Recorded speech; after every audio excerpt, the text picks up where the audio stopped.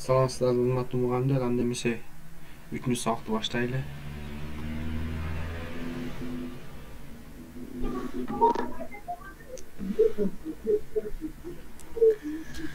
Al 45 işledik. Akkordlar bölümünde anda 46. soruna kalırsak.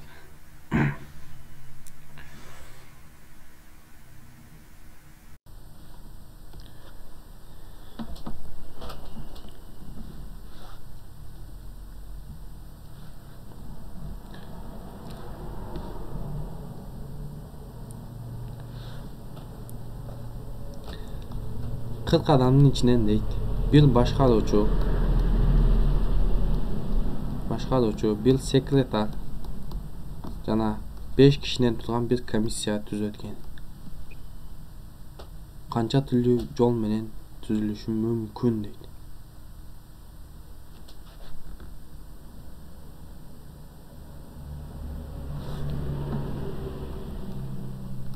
Бар болуп 7 adam tamamladı ekan.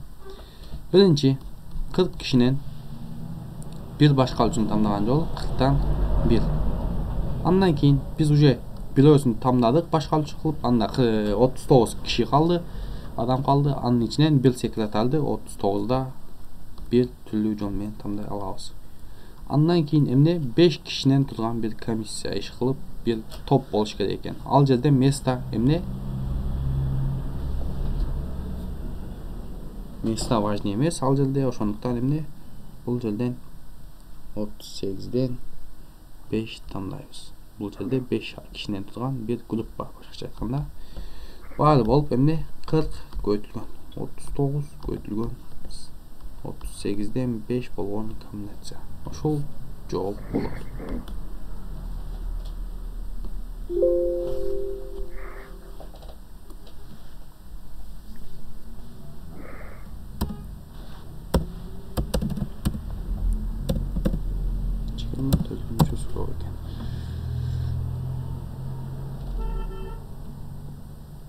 Бул жерде формула десе деле болот, буларды далилдеп чыксаңыздар деле колдонсоңуз дагы болот. Эмне биринчидеги буну баарыбыз эле билсек керек.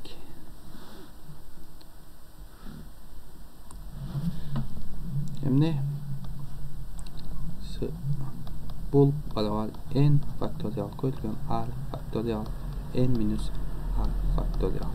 Бул барабар эмне n факториал n minus r. Так, стоп. N minus r факториал болот. Андан кийин эмне n minus r факториал. Бул общий эмне элге. Башкача айтканда бул жерден s n minus бул сан буга барабар. Сан коюп көрсөңүз деле болот. Эмне 5'ten 2. Бул барабар эмне 10. 5'ten 3. Бул дагы эле 10га барабар. Ошондуктан эмне экен? N'ден r бул барабар n минус r. Бул формулалар колдонуп кетсеңиздер болот, бирок далилдеш керек. Бирок баары эле буларды билет, анчалык эле. Андан кийингиси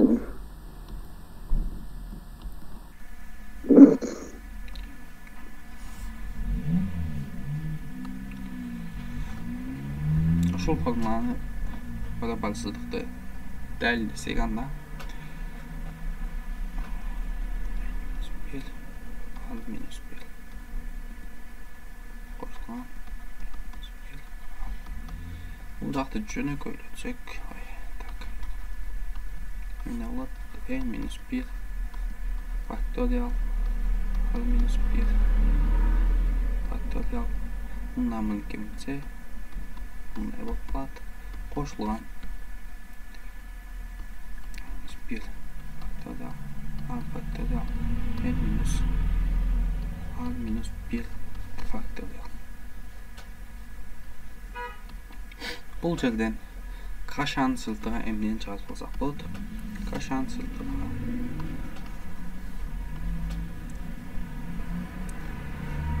n минус 1 факториал чыгарсак Bul жерден al minus 1 faktörial çıkartsak, bul жерден n minus kiçinelerini çıkardık.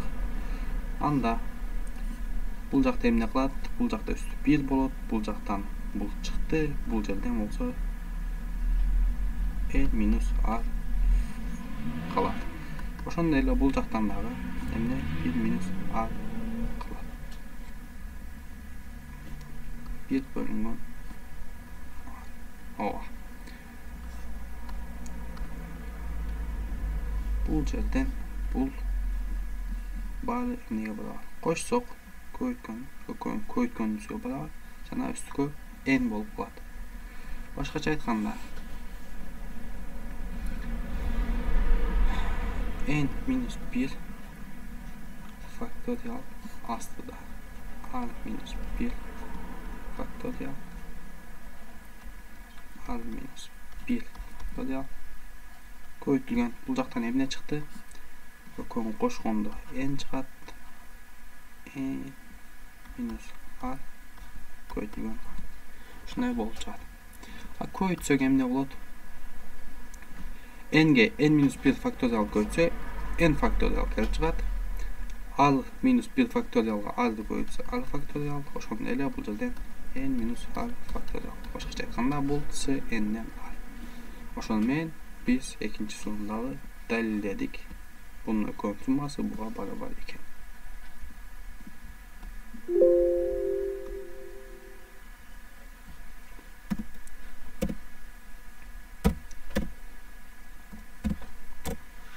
Bu жерде баарын далилдеш оңой эмес. Мындан кийинкисин жана колдондум. 2'nin n'inci darajасы barabar болду.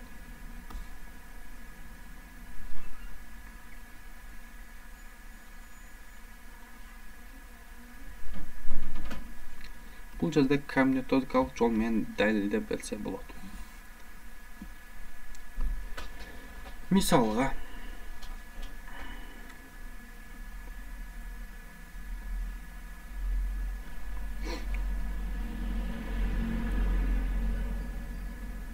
misalga emne? Egerde n lampochka bolsa, n lampochka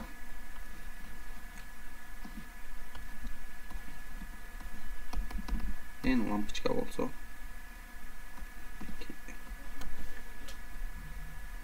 lampochka küyük je öçük bolat. Başkaça aytkanda 0 jana 1 bolat.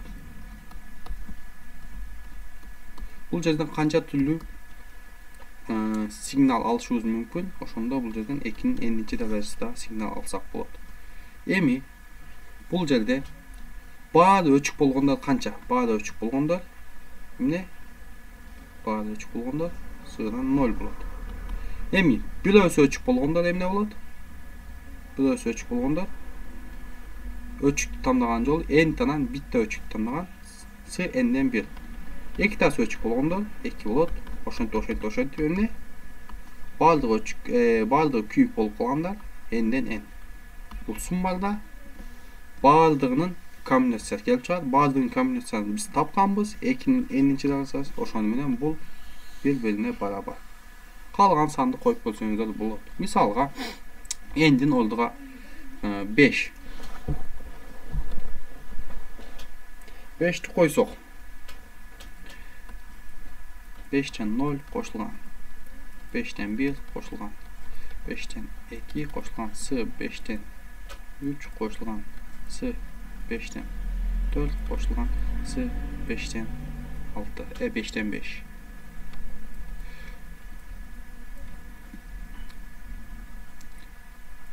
Bul жерде эмне? S 5'ten 0, bul 1 жол менен. S 5'ten 1, 5, bul жерде эмне? S 5'ten 2 10, S 5'ten 3 10, S 5'ten 4 5, S 5'ten 5 bul 1. Koşkondo эмне болот? 16, 16, 16, 32. Başkaça ayтканда 2'nin 5'inci darajасы. Ошону менен оюна чыкты. Bu formulaları bilsеңиздер өзүңүздөргө жакшы. Ошондой эле баарын далилдештин кереги жок. Анан Newton'un binomu. Bunu aябай көп колдонобуз.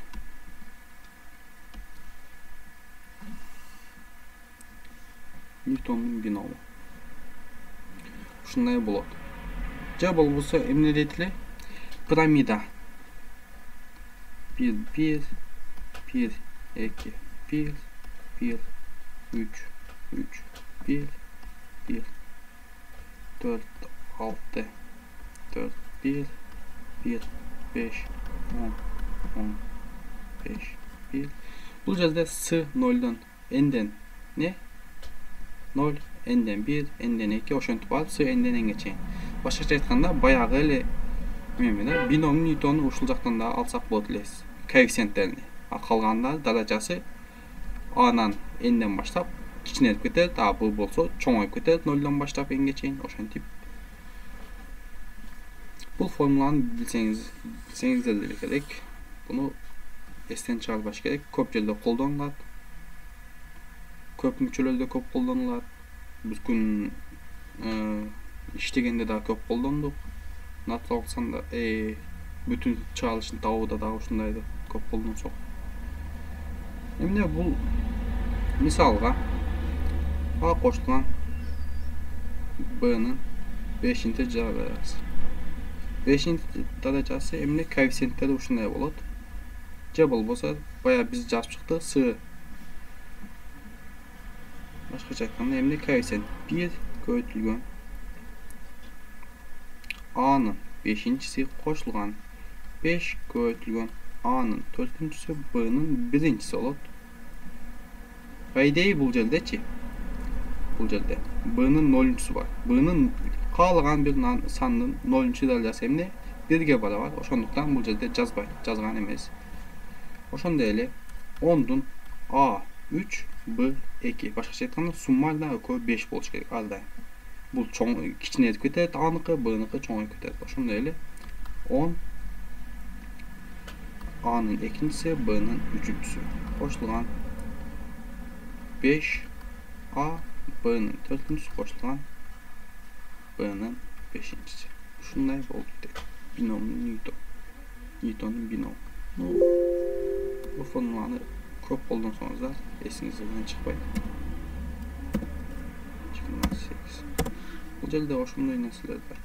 Окей. Анан жаңы суроо. Так.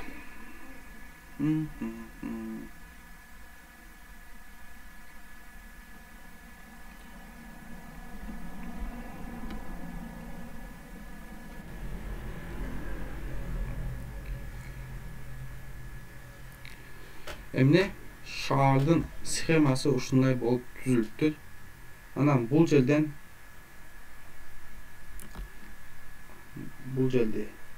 А десек, бул жерде Б деген чекитеп алсак,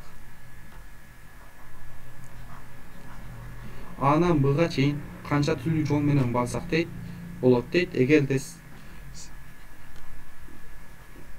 сен үстүнө жана оң жакка гана жүрө аласың, ошондо канча түрлүү жол менен ал жакка барсак болот дейт. Бул жакка барып мындай чыксак болот. Же болсо барып туруп мындай болуп мындай кылсак болот. Ошентип баары болуп канча түрлүү жол менен A'нан Б'га барсак болот дейт. Антип эсептеп чыксак аябай көп болуп кетет. Мисалга кичинекей эле 2-ге 3 болгон күнү карасак. Бул жерден бул жерге чейин 1 жол, 2 жол, 3, 4, 5, 6, 7, 8, 9, 10. 10 түрлүү жол менен барабыз. А бул жерде бул жагында 5 экен, бул жагында 8. Аябай эле көп болуп кетет. Ал үчүн бир башкачараак логика менен карасак эмне болот? Бул жерде башына чыгуу үчүн канча жол үстүнө жылышыбыз керек? 5 жол үстүнө жылышыбыз керек. Бул чекиттен бул жака келиш үчүн бул жака 8 жол жүрүшүбүз керек. Başkaça aytkanda uşulardı эмне kança türlü жол менен bir катарга тизсек болот дегени да туурабы. Мисалы катарга тизсек каалагандай.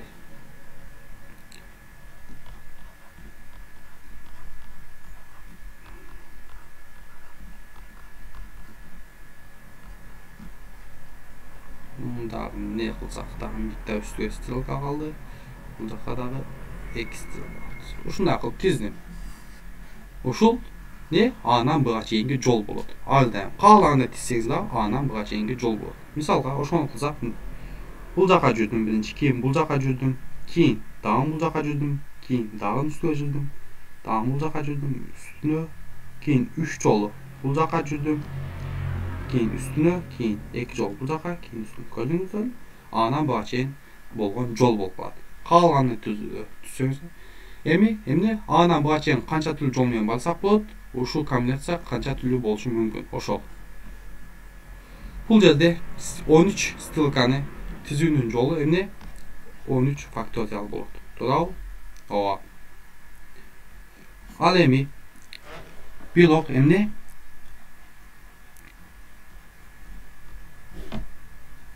бул бешөө месталары алмашканын да биз эсептеп койдук. Бул бешөө месталары алмашса да баары бир. Бүт баары окшош. Же болбосо бул стрелка өйдөгө чыккан биринчи, бул стрелка өйдөгө чыккан экинчи деген аты жок да. Ошондуктан эмне 5 факториалга бөлөбүз. Бул жактыкта ошонун өзү эле 8 факториалга бөлөбүз. Башкача айтканда с 13дөн 5. Ушунча жол менен эмне А чекиттен Б чекитке барсак болот экен. Үстүнө жана оң жака жүрүп. Ошондо ушундай суроо болсо эмне? Мындай суроо болсо бул жак N, бул жак M болсо А чекиттен Б чекитке канча түрлүү жол менен барсак болот? Эгерде өйдөнө жана сол оң жака жүрсөк болот десе, анда эмне? Экөөнүн суммасы N кошулган N, анан эмне? Бирөөсү каалаган бирөөсү N. Анткени эмне эле биз баягы биринчи эле формула бар го, с N'ден R бул барабар с N минус R. Ошондой эле M. Ошол себептен каалаган бирөөсү ушул жооп болот.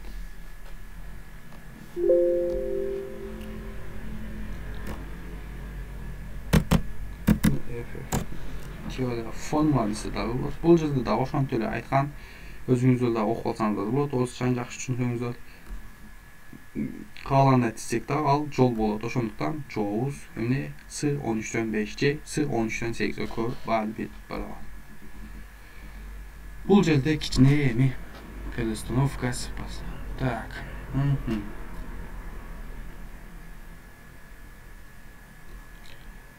Теорияны өзүңүздөр деле окуп алсаңыздар болот. Бул жерде повторение дейт. Кайталоо. Аз суроолордо иштегенде жакшыраак болот. Практика кылсак жакшыраак түшүнүктүү болот. Бул жерде ошо кайталоо болсо бөлүп салабыз деп атат.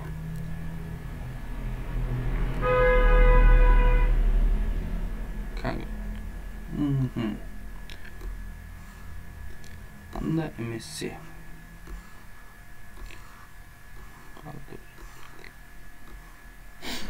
55-ci sunuма karışık.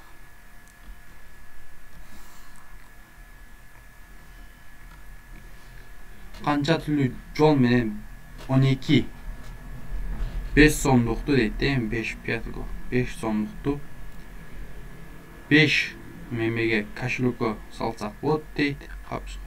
Чтобы билда кошелек пустой калбашы үчүн дейт. Канча түрлүү жол менен 12 монетабыз бар экен. Тейнибиз бар экен. 5 кошелёкко салышыбыз керек экен.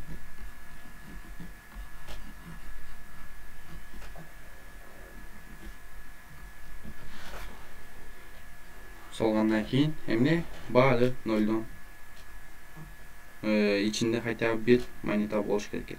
Буну теңдеме кылып алсак деле болот. Эмне?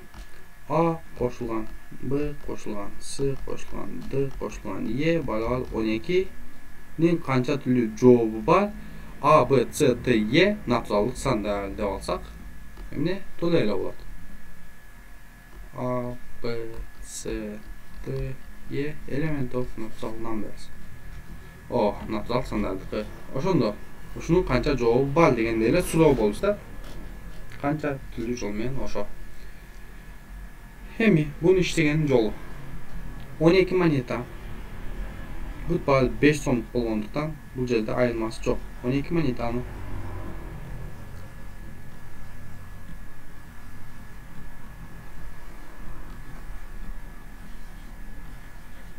tak 9, 10, 11, 12. Qalagандай bir yerine bir polka qo'ysak, ne bu yerga qo'ysak, ne 2'ye bölünür. To'g'ri? A, 4'ga bölüş üçün qancha polka qo'shishimiz kerak? 5'ga bölüş üçün 4 polka qo'shishimiz kerak. O. 4 polkani qo'shishimiz kerak. Misolga qolganday bo'ldi. Bunday qo'ydim, bunday qo'ydim, bunday qo'ydim, bunday qo'ydim. Qanday endi? Birinchi kashrulka 1, ikkinchi kashrulka 2, üçüncü 3, keyingi 1, keyingi 5. Oşun menen endi bal summasi 12 bo'ladi. Jana bölgön bolabыз. Oşondo polkanın qalagандай 2 monetanın o'rtasına qo'ysak ele bölüp etkemiz. Oşonduktan neni aytsak bo'ladi? Bu mestalar desek 1, 2, 3, 4, 5, 6, 7, 8, 9, 10, 11. 11 mestadan 4 mestan tamlasak, başqacha aytganda 4 mestaga polka qo'ysak, qo'yganning qancha tur yo'li bor? Bu yerdan shuncha turli yo'l bor. Başqacha aytganda 11 faktorial, 4 faktorial, 7 faktorial. Başqacha aytganda 11 bölgön 10 bölgön 9 bölgön 8. 4 faktorial bu 8 bölgön 3. 24 bo'lib başqacha aytganda. Joysoq 3, 33, 330 türlü yol menen 12 monetani 5 kaşılıkka bölüp qo'yalatganmiz. Şurada içinde hech qanday bir daha kaşılık pustoy bo'lmay turganday. Oşoning menen javobimiz 330 ekan.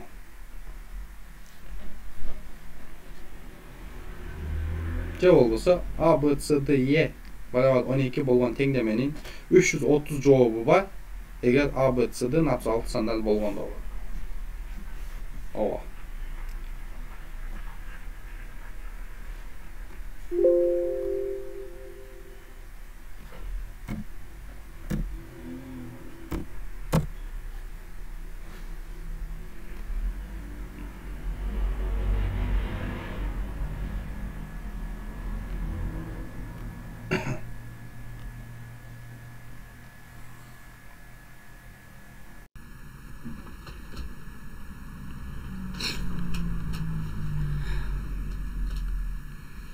Qancha türlü yol menen deydi.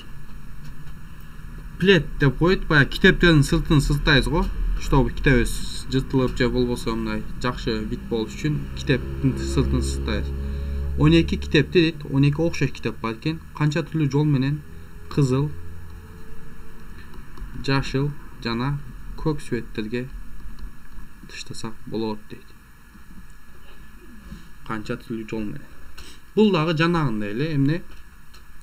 Bu 12 moneta desenger, bu jerde emne 3 kaşılık desenger, qancha türlü yol menen salsak bolot degende ele boluşat. Bирок бул жерде айтып жаткан жок, эч кандай kaşılık пустой болуп калбашы керек деген нерсе жок. Башкача айтканда, bir китеп кызыл цвет менен болушу керек деген нерсе жок. Ошондуктан 0 болушу дагы мүмкүн. Башкача айтканда, A кошулган, B кошулган, C барабар 12 деген теңдеменин жообун табыш керек экен.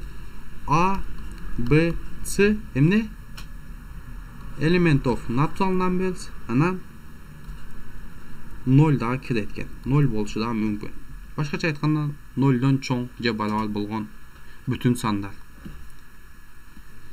Бул жерде кичине өзгөчө. Эгер 0 болбогону да анда жообубуз жанагындай эле болот эле. 11ден 2 болуп калат эле. 2 балка койсок 3 кошелкке бөлүп коебуз эле. А бирок бул жерде эмне 0 дагы болуп калышы мүмкүн деп жатат. Так. Ошондуктан эмне кылсак болот?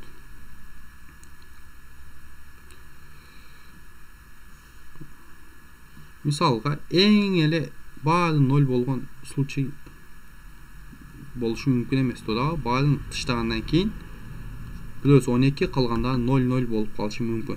Башкача айтканда, биз ушундай көрүнбөгөн биз тыш алдык дейли. Көрүнбөгөн бул жерге 2 тыш керек экен, көрүнбөгөн 2 тыш коштук. Көрүнбөгөн 2 тыш коштук. Мисалга бетте 12 кошулган 0 кошулган 0 12 барабар болуп жатат. Көрүнбөгөн тыш. Башкача айтканда 3 менен болсо 3кө 2-өн кошуш керек. 2-өн кошкондо бул жерге 1 кылып алсак, булар натуралдык сандар болуп калат баары. Туурабы? Бул жак сумманда 14 болуп өзгөрөт. Ошондо биз 14 тышыбыз бар. 14 тыш. Ошондо монетабыз бар. 3 кошелекке салышыбыз керек. Кошелектер пустой болбошу керек деп өзгөртүп алсак болот. Натуралдык сан кылып алсак болот баары. Ошондуктан биз 2-өн коштук, көрүнбөй турган эми бизге жөн воображение кошуп алдык. Ошондо эмне 14төн 2 бул жооп болуп калат. Каалагандай кылсак дагы эле эмне натурал сан болот. Ошондуктан натурал сандардын табышты билебиз, ушул болот. Ошондуктан 0 биз буларды билебиз. Бул светсиз деп койсок да болот, бесцветный. Ушуну менен жооп ушул болот. Муну жакшыраак түшүнүш үчүн көбүрөөк нерселерди иштешибиз керек. Мисалга жакшыраак түшүндүрүп берсем. Так, 12 эмес, 3 эле китеп болсун. Анан 3 свет болсун. Ошондо эмне десек? Так, 3 свет, 3 китеп.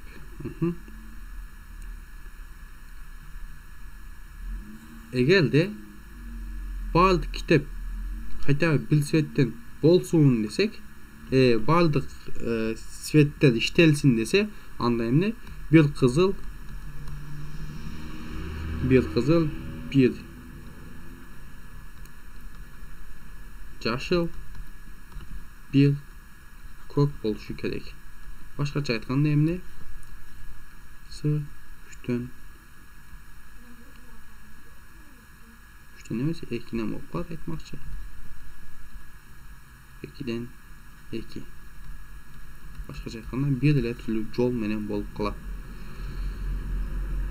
Ошондуктан эгерде 0 дагы башкача айтканда ар бир свет колдонуш керек деген нерсе болбосо, анда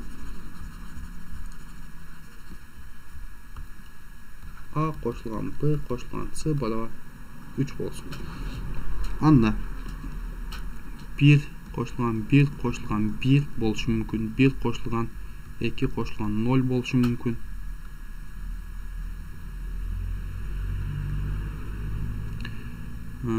Так, 2 кошулган 1 кошулган 0 болушу мүмкүн. Же болбосо 0 кошулган 0 кошулган 2 2 кошулган 0 кошулган 0 же болбосо 0 кошулган 2 0 эмес 3 3 кошулган 0 болушу мүмкүн. Же болбосо так 1 2 2 ал жакта болду, 2 ал жакта болду. 2 кошулган 0 кошулган 1 же болбосо дагы кайсылар калды? 2 так 2 кошулган 0 кошулган 1 же болбосо 2 кошулган 1 кошулган 0 же болбосо 1 кошулган 0 кошулган 2. Ошондо баары болуп, бул жерден 3 бар, бетте 3, бетте 4 баары болуп 10 болду. Башкача айтканда мен айткан эле эмне? Бул жерде 0 бар. Ошол 0дун ордуна баарына плюс 1 кылып жиберсек, эмне болот? Ошондо 5'ten 2'ni tırnağın bolup kaldı. Janagı ele jol. 5'ten 2 bul ne? 5 faktorial, 2 faktorial, 3 faktorial. Başkaça aytkanda 10 bolup kayda ele жооп bolup kaldı. Oşonduktan egerde formulası var bunun. Egerde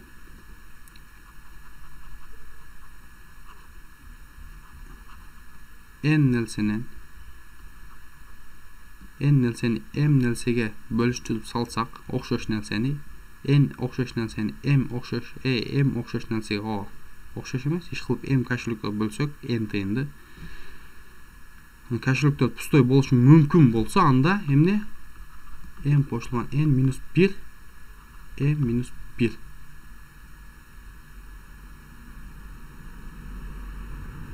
bolup kalat жооп. Egerde kaşılıkta bölösüda pustoy bolbosun dese anda n minus 1 m minus 1 bolot. Oşul formulalar бар. Kitepte okup alsanızlar bolot. Sorularda işletkenini biliş gerek. Kollanıştı. Kaysınısını kaysıda kollanış gerek. Az koyulak soru işlesek koyup köz könöt degende ele koyulak işleşimiz gerek.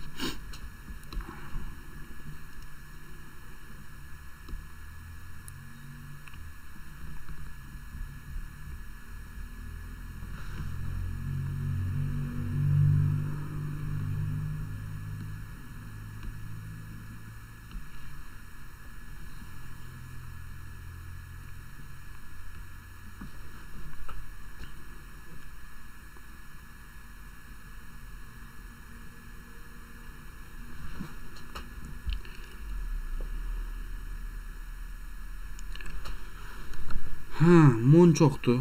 Короче, mun çok var iken, anda şarikten men 30 şariki var iken, oşonu 8 bölükü kança türlü jol menen bölüp ala alabыз deyt. Короче, bul жерде 1, 2 desek, oşonтип bul жерде 30 болот экен. Анан кескенде дейт, bölüp жатканда 2 мындай шарикченин ортосунан гана бөлө алабыз дейт да. Эми бул жактан бөлгөнгө болбойт деп жатат. 8 bölükө bölүш үчүн канча kesишибиz керек? 8 жол kesишибиz керек. Туурабы? Бир жол кескенибизде эч кандай айырма болбойт, просто эле узун сеп кылып коебуз. 2 жол кескенде 2-ге бөлүнөт, 3 жол кескенде 3-кө бөлүнөт. Ошондуктан эмне? Бул жерде канча место бар мындай? 30 мончок 30 менен болсо мындай шарикчилер, анда ортолорунда да 30 пустота 30 кесик жер бар. Ошондуктан 30 жерден 8 жолу 8'di тамдасак 8'ге бөлгөн болобуз. Башкача айтканда жооп ушунча түрлүү жол менен мончокту 30 шариктен турган 8 бөлүккө ушунча түрлүү жол менен бөлүп алат экенбиз.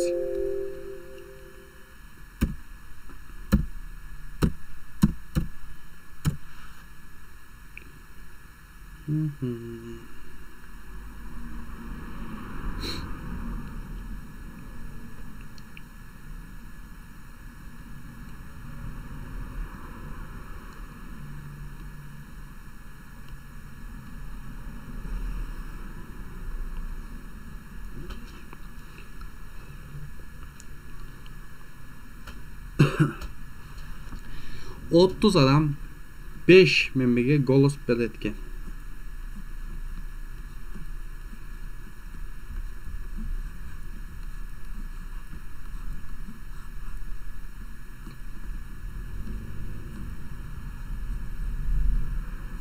Otuz adam 5 oyga golos beretken. Her biri bir ele golos berelatken.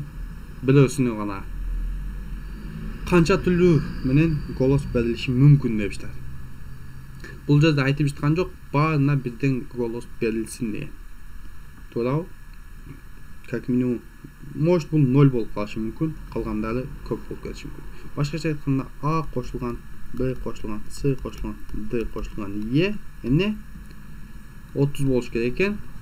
Анда А кошулган, Б кошулган, А, Б, С, Д, Е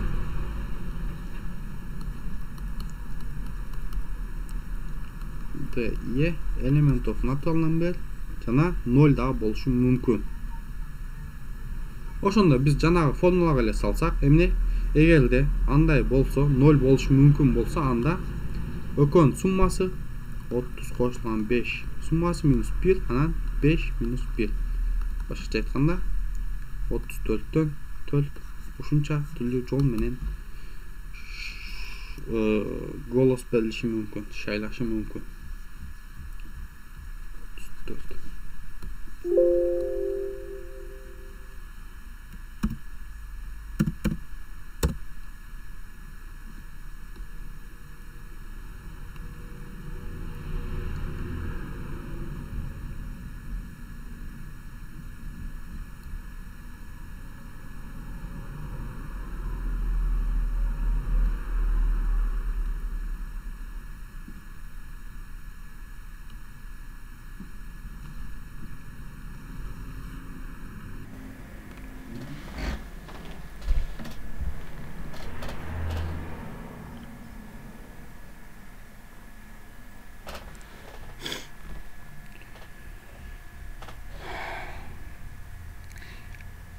Enesinde de 2 alma jana 3 almurut.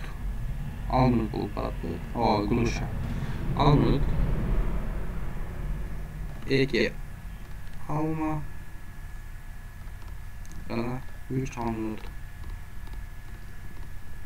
Tubar eken күндүгө бирден гана баласына мөмө жемиш берет экен. Алма же алмурутта kanca türlü jol menен берсек болот дейт. 5 күндү бөлүп койсок, баары болуп 5 күндү берилип турат. Туурабы? Ооба, башка мөмөсү жок. Эми энеси канча türlü жол менен берип бүтө алат дейт. Бул эмне? Баары, биз баарыны 5 mümü desek, 5 mümünün bir katara kança türlü jol menен салабыз. Эмне 5 факториал. Бирок алмалар окшош болгондугу үчүн аны 2 факториалга бөлө алабыз. Мисалга, бул жерде алма болсо, биринчи үчүн алма берди, үчүнчү үчүн алма берди.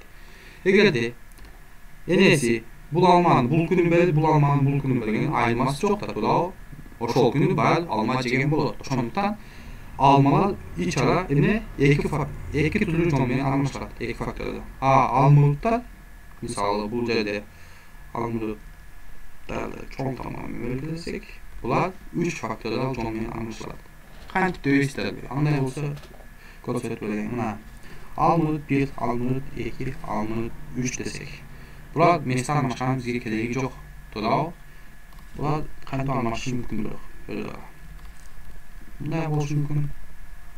A1, A2 болушу мүмкүн. A3, A2, A1, A2, A3, A1, A2, A1, A3. Ошентип алып бирок эмне? Экинчи алынып жедим деген биринчи алынып жедим, экинчи алынып жедим деп айтпайт. Ошондуктан бул алмашкан керек эмес. Бул жерде баары эсептелгени үчүн аны жок кылыш үчүн 6га бөлүп салыш керек. Башкача айтканда 3 факториалга бөлүп салабыз. Буну менен жооп эмне 5 факториал бөлүнө 3 факториал бөлүнө 2 факториал 10 түрлүү жол менен 2 алма жана 3 гулушаны баласына күндүгө бирден бөлүп берген. Короче, 2 alma jana 3 almuruttu күндүгө бирден мөмөнү бергенде ушунча түрлүү жол менен берсек болот экен. 10 түрлүү жол менен. Баарын жазып чыксак да болот, бирок керек эмес. Эгер m alma n гулуша болсо чуу деп жатат. N alma n гулуша болсо, анда n кошулган n факториал бөлүнгөн n гулушалар өз алдынча ушунча түрлүү жол менен алмашат, алмалар ушунча түрлүү жол менен алмашат. Ушунча түрлүү жол менен бере алат алма менен алмуруту. Ал эми 2 алма, 3 гулуша жана 4 апельсин болсочу, анда баардыгынын суммасы эмне? 9 болот. 9 факториал. Анан эмне? Алмалар өз алдынча 2 факториал. Almurutlar 3 faktöriyel, apelsinler 4 faktöriyel. Uşuncha türlü jol menen bere aladi. Ошон менен жоопtur. Ушундай болот. Бул A'сы, бул Б, бул Б. Дагы жооп.